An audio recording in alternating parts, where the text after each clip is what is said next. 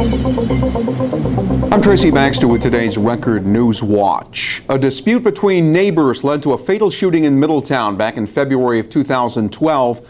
And today the man responsible was sentenced to 15 years in prison for manslaughter. 69-year-old Richard Brown had previously pled guilty to shooting and killing 54-year-old Arthur Twyman outside their homes on Wickham Avenue. Brown had initially said he shot Twyman because he was trying to stop Twyman's dog from attacking him, but he later admitted he had intended to harm Twyman.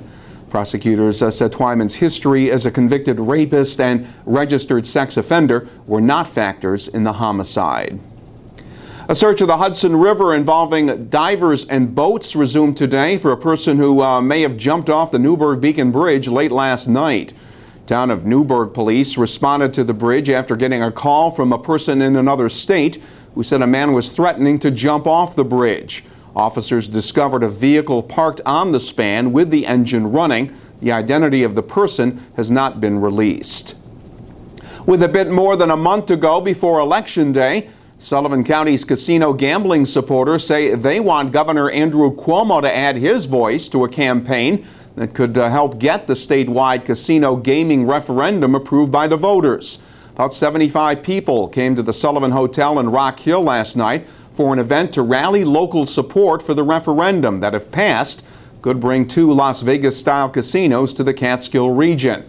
Among those on hand, Sullivan County Legislative Chairman Scott Samuelson.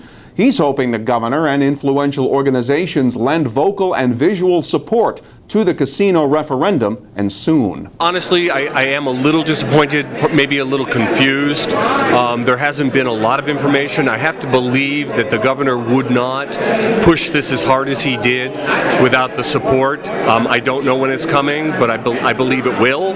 So I think we have to wait. I think that what we're doing here is it's all geared and planned to support whatever his message is. And our message now, because I don't think that enough people really even know it's going to be happening, is know that it's going to happen, that there is a proposition, flip your ballot and vote. Those attending the rally also say more needs to be done to make voters aware that they will have to flip their electronic ballot over in order to cast a vote for Casino Prop 1 on Election Day. Meantime, a Brooklyn lawyer has filed a lawsuit in an attempt to force the State Board of Elections to change the wording of the referendum, which he says unfairly highlights some predicted casino gaming benefits. The candidates for Orange County Executive will square off tonight in a debate at Middletown High School, sponsored by the Orange County Citizens Foundation. Republican candidate Chestertown Supervisor Steve Newhouse and Democrat candidate Orange County Legislator Roxanne Donnery will respond to questions on a variety of topics. The debate begins at 7. Look for updates throughout the evening here at Record Online, as well as live tweets. Grim warnings from the man who helped New York City get through the 9/11 terror attacks. Former Mayor Rudolph Giuliani says in the future terrorists will have the means to threaten cities by hacking into the computer systems of governments and businesses, and that not enough is being done now to come up with ways to protect ourselves from cyber terrorism. Giuliani's words of warning came during a speech in New Windsor last night, sponsored by the Hudson Valley Economic Development Corporation. Giuliani says the private sector, rather than government, is more suited to come up with solutions. And he pointed to statistics that show identity theft has been the fastest growing crime each year for the past 10 years. An admitted member of the Crips street gang has been sentenced to 13 years in prison in connection with a shooting in Monticello. 21-year-old Franklin Brinson of Monticello had pleaded guilty to a first-degree assault charge for shooting a 27-year-old man in the face and leg outside a store last November. Brinson was taken into custody following a 2-week investigation.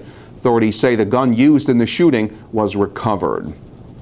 Last week, Newburgh City officials made a public pitch for the installation of traffic control cameras in some residential neighborhoods where fast-moving vehicles often ignore stop signs. Now, city leaders in Kingston have decided to make a similar request.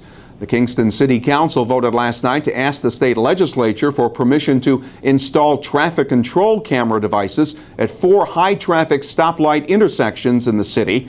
The request comes at the urging of Kingston City Police Chief Egidio Tinti. And their goal to turn Middletown's Paramount Theater into the go-to entertainment venue of the Hudson Valley. And Tuesday, theater operator Ken Del Vecchio unveiled the latest move to help achieve that goal. The Paramount is adding monthly stand-up comedy shows through next June, along with free movie weeks around the holidays through the end of this year. Comedian Larry Miller will kick things off with a show Saturday, October 26th. The Paramount, which will once again host the Hoboken International Film Festival next year, started showing first-run movies earlier this year. We can expect one more day of unseasonably warm October weather. Thursday will be mostly sunny with temperatures getting up around 80 degrees. Friday's forecast features a mix of sun and clouds with the highs in the low to middle 70s, and there is the slight chance of a passing shower during the day on Friday.